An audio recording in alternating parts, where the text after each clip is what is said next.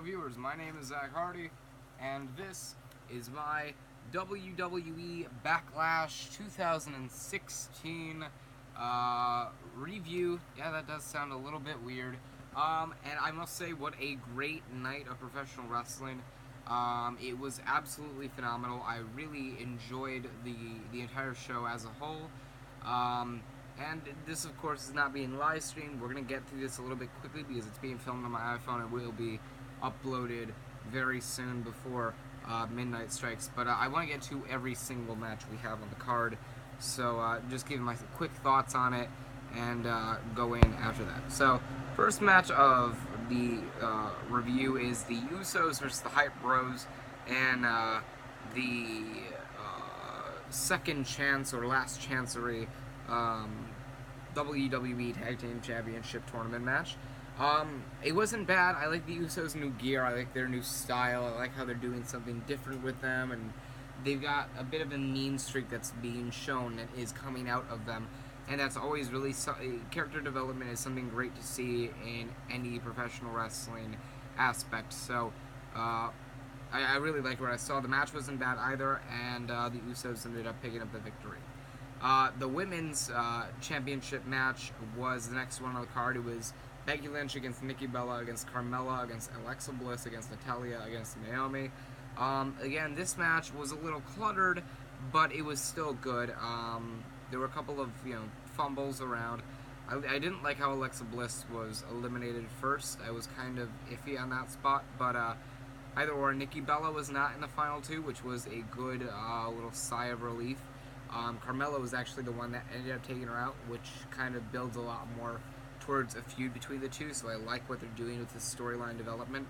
And Becky Lynch ends up coming out as the women's champion, so all parties really looked good in that, apart from maybe Natalya and Alexa Bliss. But then again, Alexa Bliss showing some character development with breaking up her allegiance with Natalya a little bit earlier, than people would have thought. Next up is Bray Wyatt versus Kane in the No Holds Barred match. I don't really have many thoughts on this match. I kind of skimmed past it. Bray showed the violent side that he is always capable of. The one thing that everybody is kind of down about is that Kane beat Bray Wyatt. I'm really perfectly fine with Bray Wyatt losing to Kane because it was at the expense or at the hands of Randy Orton. He's not going to get hurt by this. His push shouldn't be derailed, and this builds up to a feud. And anything that really progresses storylines is incredible. Not incredible, but is fitting enough for it to be a good thing. Next up, we have The Miz versus Dolph Ziggler for the Intercontinental Championship. Really good match throughout the entirety of the match, or throughout the entirety of it. Besides the main event, this would have been or had it not been for the main event, this would have been the match of the night. I liked how The Miz ended up using Maurice and I think Hairspray or whatever to be able to pick up the victory over Dolph Ziggler.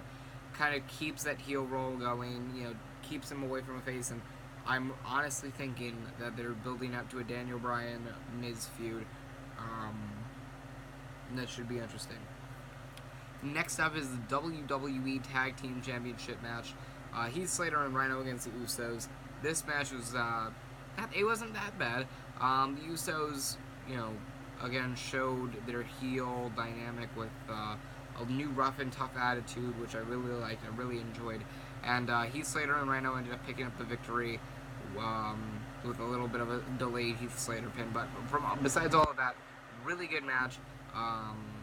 And I'm looking forward to seeing what Heath Slater and Rhino end up doing in the main roster. Slater's got a job now. And next, and finally, we had the main event, the WWE Championship match.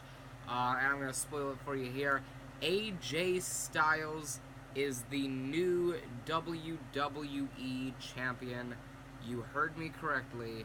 It sounds a bit weird, but AJ Styles is the new WWE Champion. I'm really this was the match of the night. Hell, could be a match of the year contender. I really enjoyed it. Went a solid 35-40 minutes, and AJ Styles finally hit his springboard 450 splash. Ambrose wasn't or is no longer being turned into like a John Cena like superhero rebuild, regenerate and redestroy kind of character. I'm glad he has some weaknesses. He really brought everything onto the table, and as did AJ Styles. And AJ Styles walks out the new WWE champion.